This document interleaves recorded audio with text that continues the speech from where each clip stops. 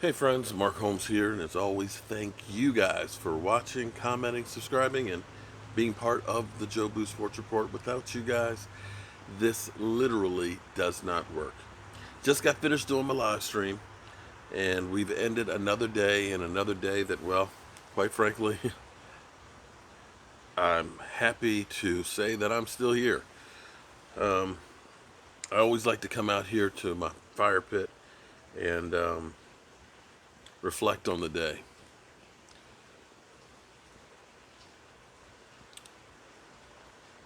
These are some hard times right now. I've seen a lot in my lifetime. Well, before let me go ahead and get some cowboy news because somebody will be writing on here. Cowboy content don't start till 3:58. You know, the Cowboys got the deal finally signed for Dontari Poe, and it's a 2-year deal, $9.5 million. Not too bad. So, $4.75 million a year, roughly. We don't have the exact breakdown on it. Uh, I'm sure it has some incentive.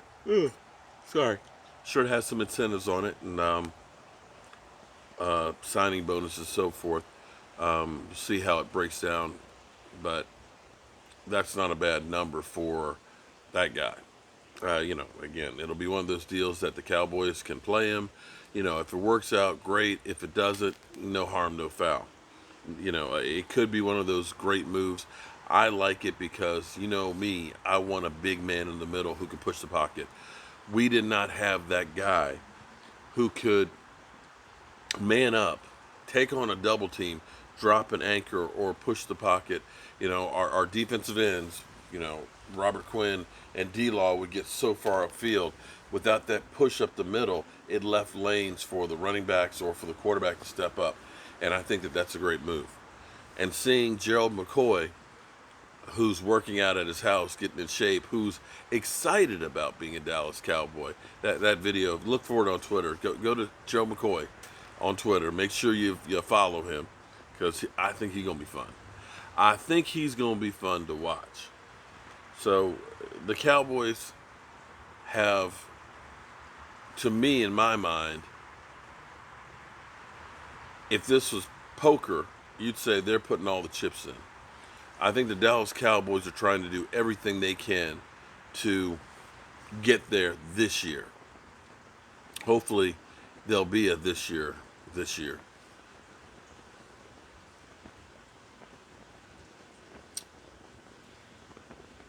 In thinking, after I finished the show, I forgot to turn the stream off,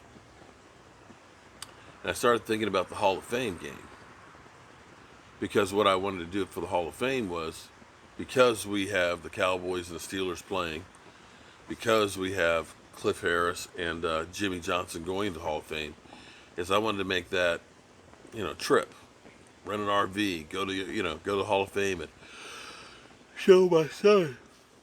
I've been there once before, and it's an incredible experience, something that every football player should do. But that's August. I don't know that this situation is going to be cleared up by then. And every day right now, I don't know how it is for you, but it gets closer and closer to home for me. Maybe you're not on the coastal areas or, near New York or Seattle or Los Angeles and things, but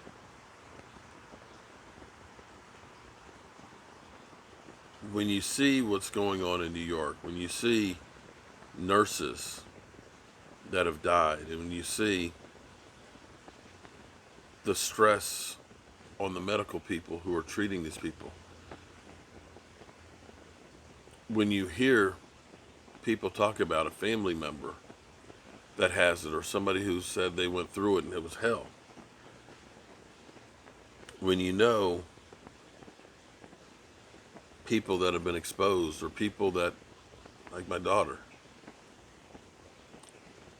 is a long ways from home and she's staying in her apartment in a building that's got somebody who's got the coronavirus. When you have friends that are out doing their job that have been exposed and they don't know right now if they have it or not. When you hear other people's stories about their family members, when you talk to your wife and you find out somebody that you know that you've done work with my wife, whose husband is a doctor in Brooklyn, who is holding on by a thread from the amount of work and scared to death, and knowing that she's lost a couple of coworkers, family members. This shit is real. And every day, it just seems like it gets a little bit worse. And this is where we have to realize that we, as human beings, I don't want to hear black, white, or red, or yellow, or Hispanic, or Asian, or Democrat, or Republican, American, or English, or Chinese. I don't want to hear any of that. All I want to hear is, together, we are all going to fight this battle. Because that's what it's going to take. This is World War II. I don't mean to bring the temperature down, but damn. I've seen them land on the move live. I remember seeing the bodies coming off the airplanes from Vietnam. I remember when Martin Luther King was shot. I remember integrating schools, being the first class. I remember the gas lines in the 70s.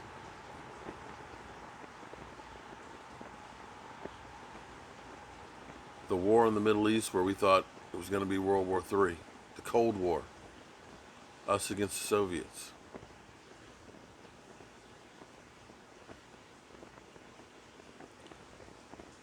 I've seen so much in my 54 years, but I've never seen anything like this that literally is shutting down the world.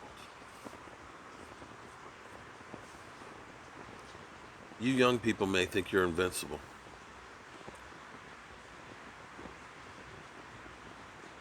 You get a different perspective when you've seen the things that I've seen in life. When you've lost friends, family members, way too soon. This is where we got to get together. I ain't lying to you. I'm not sugarcoating this.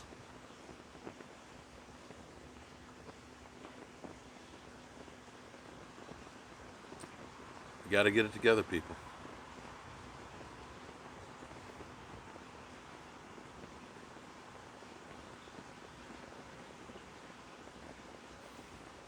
Got to get it together.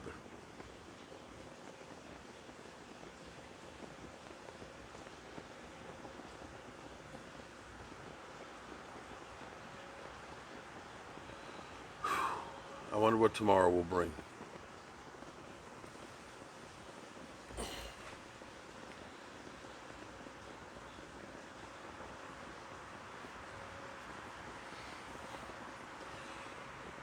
I almost hate to go to bed and wake up in the morning.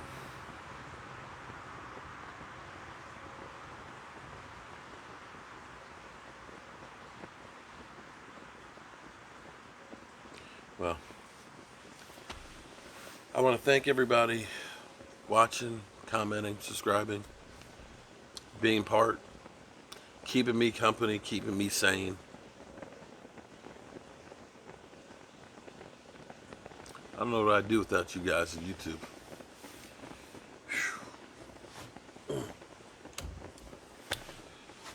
Wherever you are, My thoughts and prayers go out to you.